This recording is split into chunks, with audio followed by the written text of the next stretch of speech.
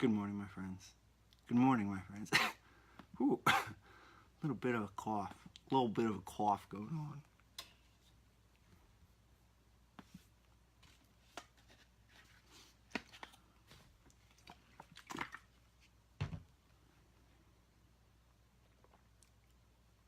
Shade up high, I feel like alive for something, something, something, something.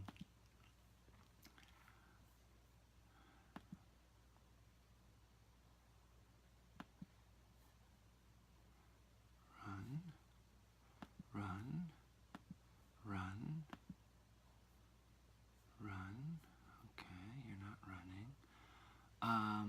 Oh, sorry, I'm just catching up here.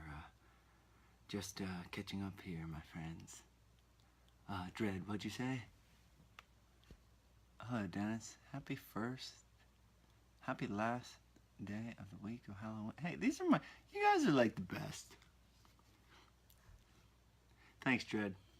How about this? Oh, Dread, how about this? I'm gonna put it away. That's called a 37-year-old shadow. That's called a 37-year-old shadow. Since we put it all out there, on this show, Chad Anthony, I've been wondering about you, buddy. I'm glad to see you back. Shoot me a message on Facebook, Chad. I responded. Since we're being open here, I like to help people feel comfortable, right, in their own skin. I started to get hair on my chest when I was just a young boy. I think I was in it was ninth grade wrestling, when I realized I had hair on my chest, and I was like, what? I used to be so self-conscious. I used to be so self-conscious about it. But anyhow, that's one of those little embarrassing secrets that I carry.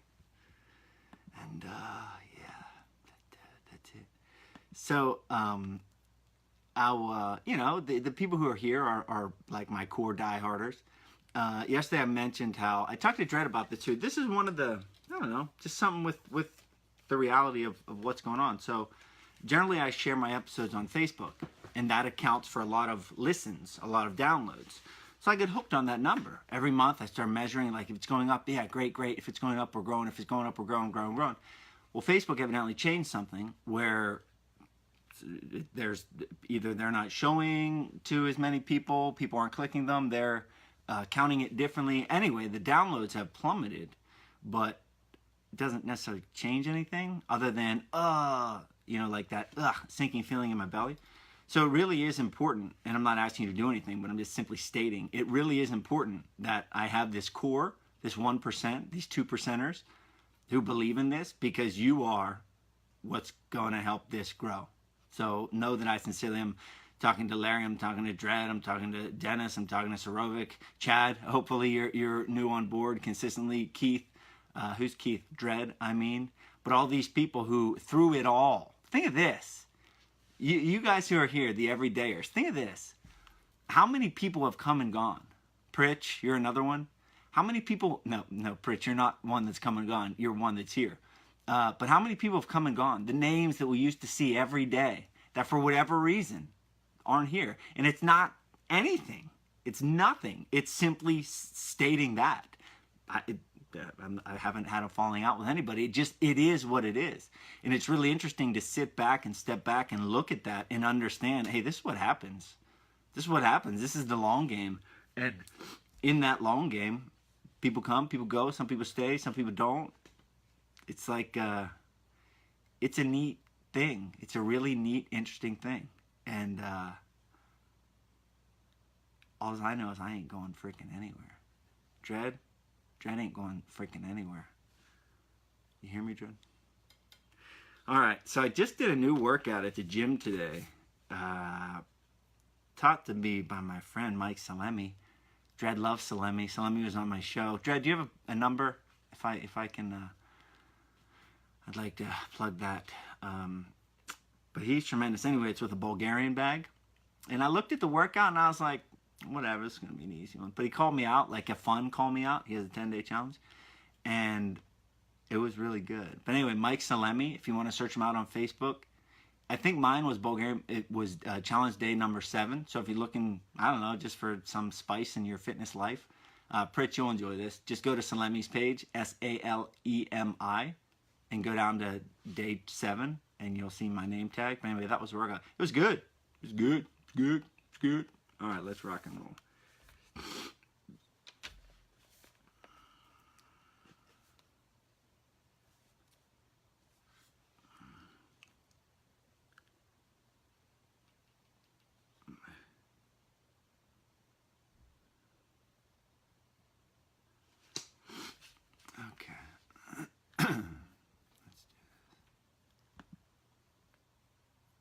Episode 196. So there you go, 196. 1, 2, 3.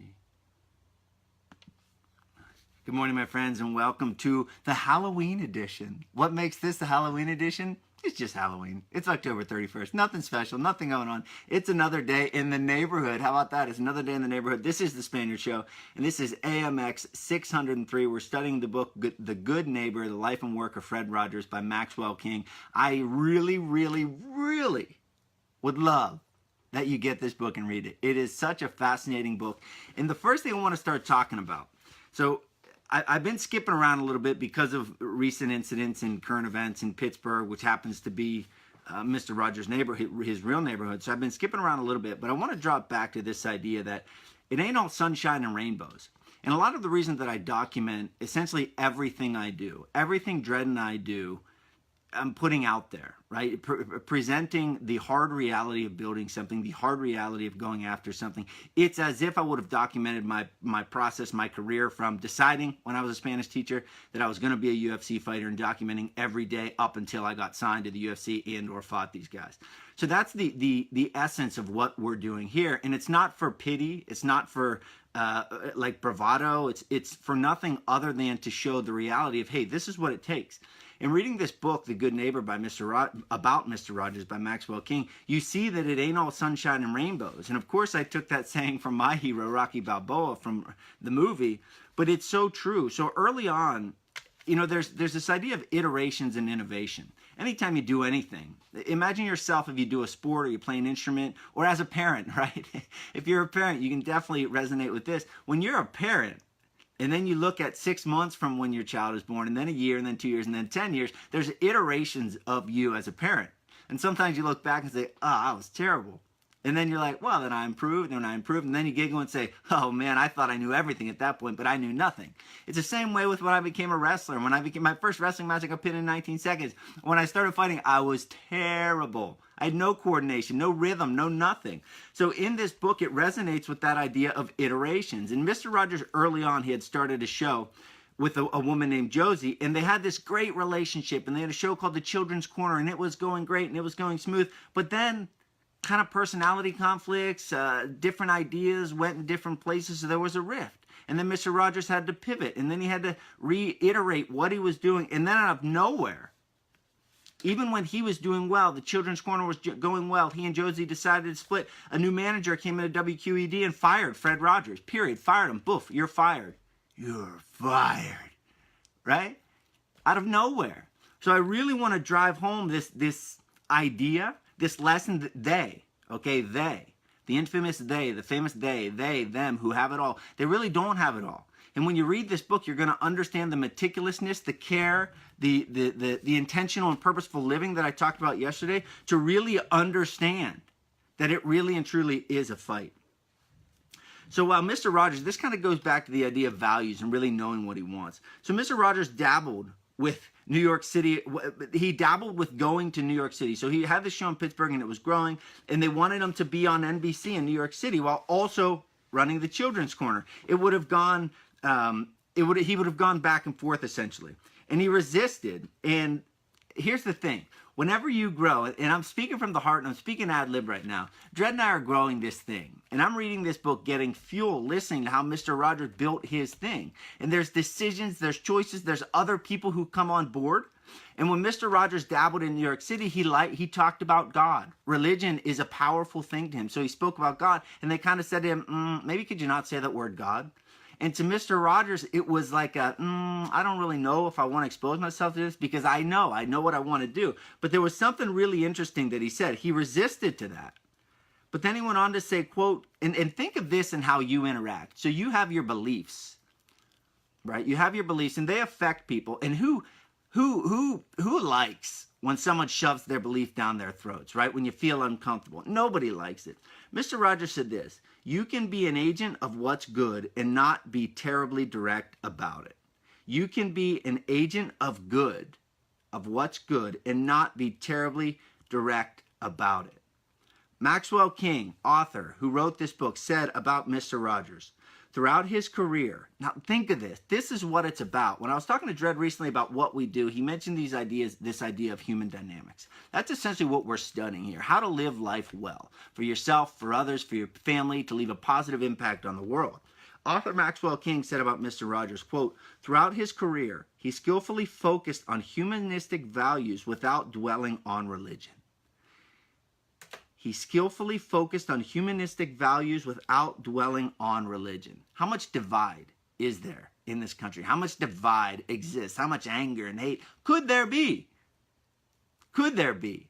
But if we would just sit back and focus on humanistic values, we'd realize more of this idea of simple kindness, simple responsibility, simple respect goes a long way. Mr. Rogers was very, very aware and calculated. He didn't shove it down your throat, and he himself, the book speaks largely on his actions, not just his words.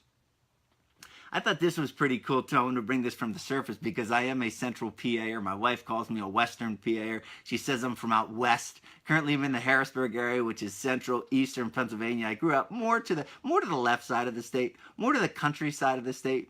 And I really find pride in this because having grown up in Pennsylvania, having grown up a wrestler, having extreme pride in being a PA wrestler, that means something. To be from Pennsylvania, to be a wrestler, that means something. To succeed in this state, in the sport of high school wrestling, means something. That carries clout. I've got chills right now talking about it.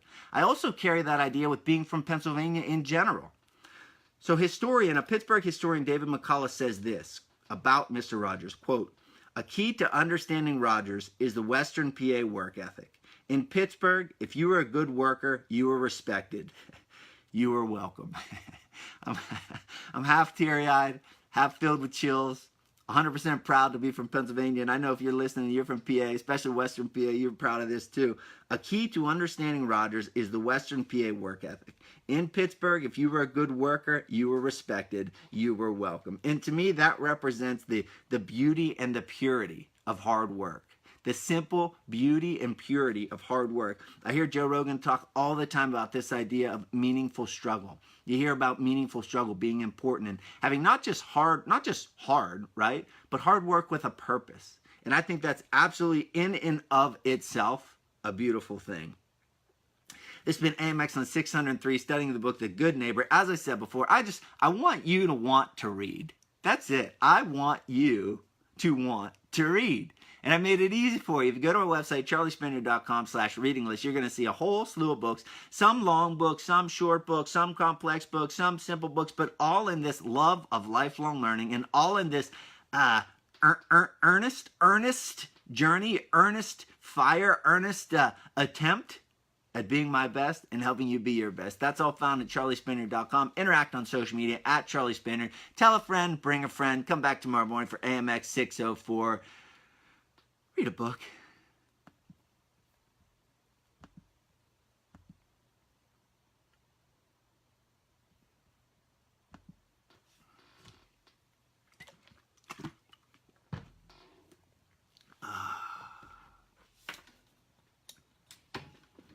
Won't you be my neighbor?